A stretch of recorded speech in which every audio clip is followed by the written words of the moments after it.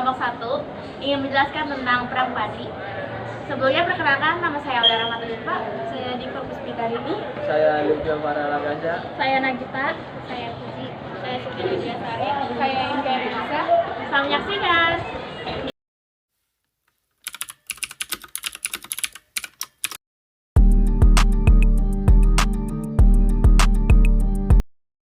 Perang Padri. Perang Padri adalah perang yang terjadi pada tahun 1803 sampai 1837 di Sumatera Barat, Indonesia, antara kaum Padri dan adat.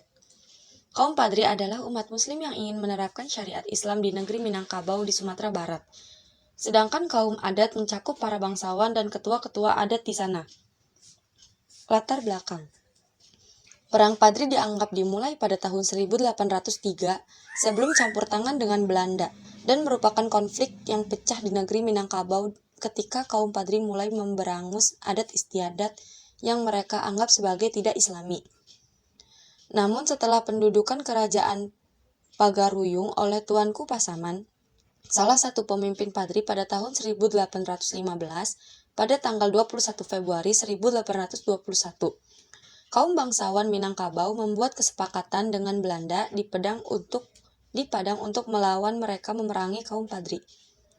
Kaum Padri adalah kaum Puritan Islam yang telah menunaikan ibadah haji ke Mekah dan kembali dengan terinspirasi untuk membawa Al-Quran dan syariah ke posisi lebih besar pengaruhnya di Sumatera. Gerakan Padri terbentuk pada awal abad ke-19 dan berusaha untuk membersihkan budaya dari tradisi dan kepercayaan yang dipandang oleh para pengikutnya sebagai tidak islami. Fase pertama pada tahun 1821 sampai 1825. 1. Pada fase pertama dimulai gerakan kaum Padri menyerang pos-pos dan pencegatan terhadap patroli Belanda. 2. Perlawanan dipimpin oleh Tuanku Pasaman, sedangkan Belanda dibantu pasukan orang pribumi termasuk juga kaum adat. 3. Periode tahun 1821 sampai 1825, serangan-serangan kaum Padri memang meluas di seluruh tanah Minangkabau. Karena merasa kewalahan dalam melawan kaum Padri, maka Belanda mengambil strategi damai. Oleh karena itu, pada tanggal 26 Januari 1824, tercapailah perundingan damai antara Belanda dengan kaum Padri di wilayah Alahan Panjang. Perundingan ini dikenal dengan Perjanjian Masang. Tuanku Imam Bonjol juga tidak keberatan dengan adanya perjanjian damai tersebut. Akan tetapi, Belanda justru memanfaatkan perdamaian tersebut untuk menduduki daerah-daerah lain. Kemudian, Belanda juga memaksa Tuanku Mensiangan dari Kota Lawas untuk berunding, tetapi ditolak. Tuanku Mensiangan justru melakukan perlawanan, tetapi Belanda lebih kuat. Bahkan, pusat pertahanannya kemudian dibakar dan Tuanku Mensiangan ditangkap. Tindakan Belanda itu telah menimbulkan amarah kaum Padri dan menyatakan pembatalan kesepakatan dalam perjanjian Masang.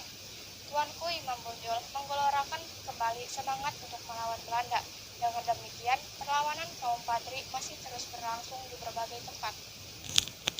Fase kedua 1825 sampai 1830. Perlawanan yang dilakukan oleh kaum Padri cukup tangguh sehingga sangat menyulitkan Belanda untuk menundukkannya.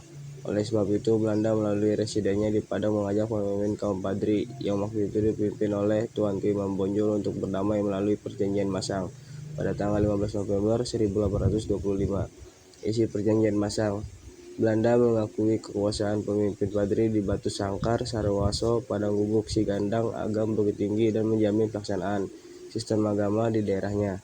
Kedua belah pihak tidak akan saling menyerang. Kedua belah pihak akan melindungi para pedagang dan orang-orang yang sedang melakukan perjalanan. Secara bertahap, Belanda akan melarang praktik adu ayam. Tuanku Imam Bonjol yang bernama asli Muhammad Sahab muncul sebagai pemimpin dalam Perang Padri setelah sebelumnya ditunjuk oleh Tuanku Nan Renceh sebagai imam di Bonjol. Kemudian pemimpin sekaligus panglima perang setelah Tuanku Nan Renceh meninggal dunia. Fase ketiga 1830 sampai 1837 atau 1838. Setelah Perang Diponegoro berakhir pada tahun 1830, semua kekuatan Belanda dikonsentrasikan ke Sumatera Barat untuk menghadapi perlawanan kaum Padri. Dimulailah Perang Padri fase ketiga. Pada pertempuran fase ketiga ini, kaum Padri mulai mendapatkan simpati dari kaum adat. Dengan demikian, kekuatan para pejuang di Sumatera Barat akan meningkat. Orang-orang Padri yang mendapatkan dukungan kaum adat itu bergerak ke pos-pos tentara Belanda. Datangnya bantuan pasukan dari Jawa pada tahun 1832, maka Belanda semakin meningkatkan ofensif terhadap kekuatan kaum Padri di berbagai daerah. Kemudian dikeluarkan Plakat Panjang. Plakat Panjang adalah pernyataan atau janji hikmat yang isinya tidak akan ada lagi peperangan antara Belanda dan kaum Padri. Setelah pengumuman Plakat Panjang ini, kemudian Belanda mulai menawarkan perdamaian kepada para pemimpin Padri. Isi perjanjian Plakat Panjang itu: 1. Penduduk dibebaskan dari pembayaran pajak atau kerja rodi. 2. Belanda akan menjadi penengah jika timbul perselisihan antara penduduk. 3. Perdagangan dilakukan hanya dengan Belanda. 4. Penduduk boleh mengatur pemerintahan sendiri. Penangkapan dan pengasingan Tuanku Imam Bonjol 1837. Tuanku Imam Bonjol menyerah kepada Belanda pada Oktober 1837 dengan kesepakatan bahwa anaknya yang ikut bertempur selama ini. Nali, Sultan Cicanggo diangkat sebagai pejabat kolonial Belanda. Pada 23 Januari 1838, Imam Bonjol dibuang ke Cianjur. Pada akhir 1838, ia dipindahkan ke Ambon. Pada 19 Januari 1839, Tuanku Imam Bonjol kembali dipindahkan ke Lota, Minahasa dekat Manado. Dan di daerah inilah, setelah menjalani masa pembuangan selama 27 tahun lamanya, pada 8 November 1864, Tuanku Imam Bonjol meninggal dunia. Dan beliau dimakamkan di tempat pengasingan tersebut. Akhir Perang Padri 1838. Meskipun pada tahun 1837 Benteng Bonjol dapat dikuasai Belanda dan Tuanku Imam Bonjol berhasil ditangkap, tetapi peperangan ini masih berlanjut sampai akhirnya benteng terakhir kaum Padri di Dalu-Dalu, Orkanhulu, yang dipimpin oleh Tuanku Tambusai jatuh pada 28 Desember 1838. Jatuhnya benteng tersebut memaksa Tuanku Tambusai mundur, bersama sisa-sisa pengikutnya pindah ke Negeri Sembilan di Semenanjung Malaya, dan akhirnya peperangan ini dianggap selesai. Kemudian, Kerajaan Pagar Uyung ditetapkan menjadi bagian dari Pax Nederlandica dan wilayah Padangse Bopenlanden telah berada di bawah pengawasan pemerintahan Hindia Belanda. Hidup kesepian tanpa kekasih. Cukup sekian dan terima kasih.